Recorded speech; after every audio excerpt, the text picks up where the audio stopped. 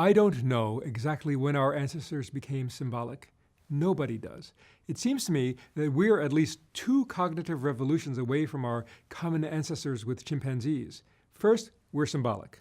And second, we're syntactic. Even though an animal could be symbolic without being syntactic, the reverse is not true. It's not possible to be syntactic without first being symbolic. Although syntax and language might have arisen at the same time that we became symbolic, I think it's more likely that one of our ancestors became symbolic long before the advent of language. We may never know because behaviors generally don't leave fossils, but it's conceivable that, for example, some Homo erectus became able to communicate using representations, say, pointing to a bird and mimicking it, or using sticks and stones to represent animals for the planning of a hunt. There's no way of knowing, but it appears that our symbolic nature is very much programmed into us. For example, while other animals pretend to pounce and do other behaviors that they will need as adults, human children play symbolically. As I mentioned last segment, they might say, "I'm an airplane," or "this block is a truck."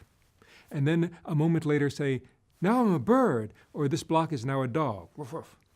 As far as I know, no other animal plays symbolically like this, probably because no other animal is symbolic in the flexible remapping sense that we are. What other consequences might have arisen from mental demodularization other than the potential to think symbolically? Analogy emerges from mental demodularization because this downloading to the present working memory representation need not take place in a conscious manner or a manner dictated by the plans or goals of a central executive. Because of automatic cross-modular binding, a man might see, say, a tree standing next to a bush. And this may remind him of his wife and son because of their similar size relationships. This happened in a stimulus-driven manner because similarity in one domain automatically triggered activation on other maps encoded in terms of the same spatial relationships. And these new activations, in this case corresponding to representations of his wife and son, were automatically downloaded to the working memory representation containing the representations of the tree and bush, which then could function as symbols of his wife and son. He might say that the tree and bush remind him of his wife and son, but this fact became available to his conscious report only after the link between disparate representations had been made. Thus, symbols and symbolic relationships, although inherently attentional in nature because initially mediated by the attentional construct of a working memory representation, are not necessarily volitionally invoked. In contrast, a monkey cannot be reminded of anything by a tree and a bush other than the things that have a direct link in its experience or in the world with a tree and a bush. Animal cognition, lacking any basis for symbolism, reminding, or metaphor, is inherently concrete and literal. A key consequence of the emergence of cross-modular binding, or mental demodularization, was that operators could be bound with new types of operands, such that operators from one module could operate on the operands of previously encapsulated modules. A potential for syntax may have emerged with mental demodularization. Nestable motoric operations, such as those involved in reaching or navigation, could operate upon symbols rather than just physical actions, giving rise to the possibility of syntax. A potential for music may have emerged with mental demodularization. For example, operators designed to decode the emotional content of vocalizations could now operate over non-vocal sounds, giving rise to the possibility of music. A potential for aesthetics and art may also have emerged with mental demodularization. At least basic aspects of art and human aesthetics may have emerged as a consequence of operators that became disencapsulated or universalized. For example, operators that evolved to discern genetic health in a potential mate could now operate over visual scenes, which could then attain the status of eroticism or beauty, although obviously a scene cannot be a mate. Thus, we can look at a scene or a sunset and find it romantic or beautiful. I doubt this is possible for a dog or for a monkey. A potential for abstraction may also have emerged with mental demodularization. The essence of abstraction is the ability to detect patterns that transcend immediate sensory input. Pattern extraction is common to the perceptual systems of many animals, but in non-human animals, pattern extraction may be modularly isolated from the other contents of cognition and thus be domain-specific. Once modularity broke down because of cross-modular binding, the computations underlying pattern extraction and recognition could be applied to data that were not perceptual in nature.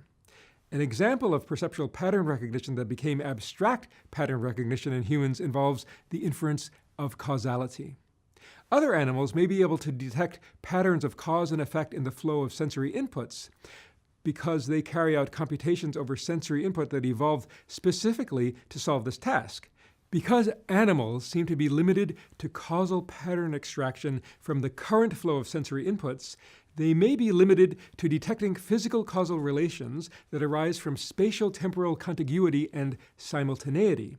In the human lineage, however, the computations dedicated to the extraction of patterns of causal relations in the sensory domain came to operate over the contents of other modules, permitting the extraction of patterns of causal relation that transcended spatio-temporal contiguity. For example, once causal relations could be detected in the contents of memory, patterns of cause and effect could be recognized that transcended the here and now. One could become aware of a time before one's life or after one's death. One could entertain the fact of one's impending death.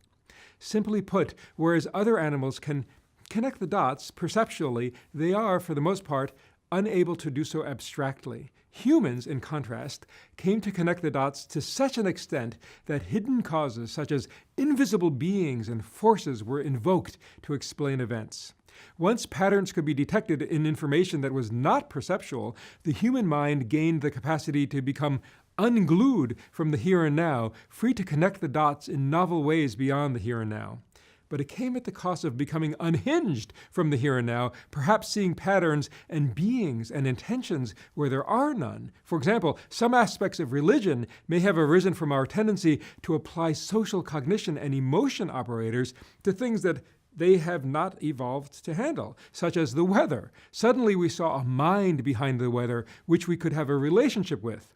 Perhaps we could earn better weather by throwing a baby into the volcano.